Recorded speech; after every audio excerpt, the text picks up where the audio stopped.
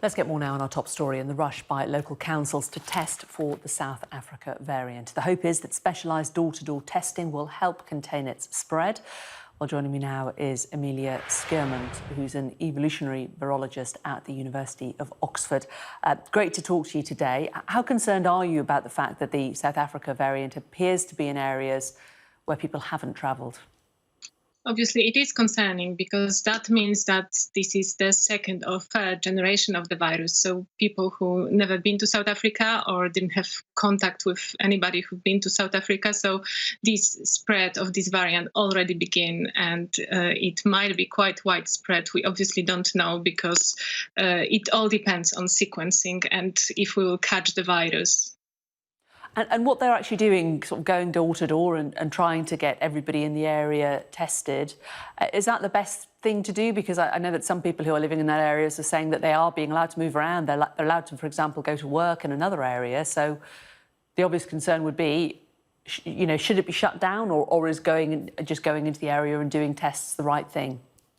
It is the right thing because then we can just try to stop the transmission in the area. If it was found there is big chance that the sources are also there, and we should stop it. If we will know where they are, we can try to just stop the transmission here and there. We spoke last week and we were talking about mutations then, but the fact that also that the news has come out in the last hour from the Public Health England that the Kent variant appears to be mutating in a very similar way to the South Africa variant. Was that to be expected, do you think, or is this unexpectedly bad news? It is quite interesting because that might mean that the virus can mutate only in that certain way to gain more fitness, to be more transmissible, and obviously to gain dominance, which in some way might be a good good news, because then we can expect what it will do. But obviously, with all these mutations, which right now we observe in 3 variants, because it's a Kent variant, it's South African variant, and also Brazilian variant, we see very, very similar mutations, which is quite interesting, and again might be also good news for us virologists. So what you're saying is, if two of the different mutations have sort of regenerated in the same way, it suggests that the other COVID variants may also do that, and you could therefore presumably sort of head them off at the border? Yes, exactly that. Also, we can expect that the vaccines, if they're working for one variant, they will be working also for the other ones. Interesting stuff. Now, in terms of stopping the virus getting into the country, the government is going to be doing these border checks, and it's going to be making some people go into quarantine. It's not going to kick in for about another 3 weeks. Do you think that will stop the variants coming into the country, or do you think that there are now so many variants here that it's a little bit like closing the door after the horse has bolted?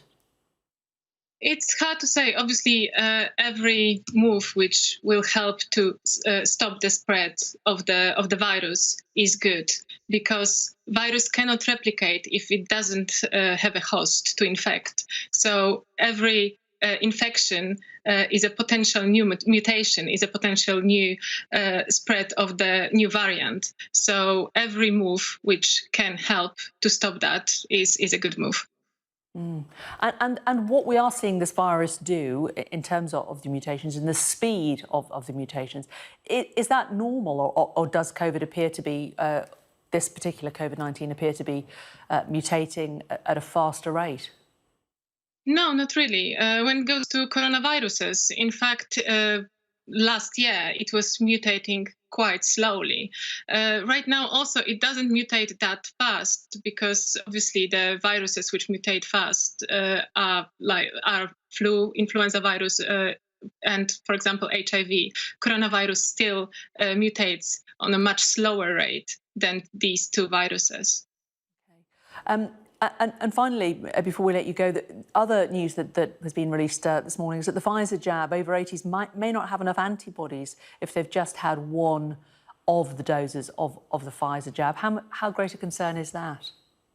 It is quite a concern because obviously we want to protect the risk groups, and over 80s are the risk group. So probably we should think about vaccinating older people with the second jab as fast as we can.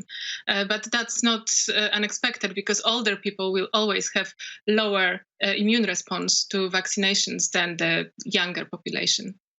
Oh, OK. Emilia Skermond, great to talk to you. Thanks again for joining us. Thank you. Well, it's been very cold for some of us. Let's get a look at the weather.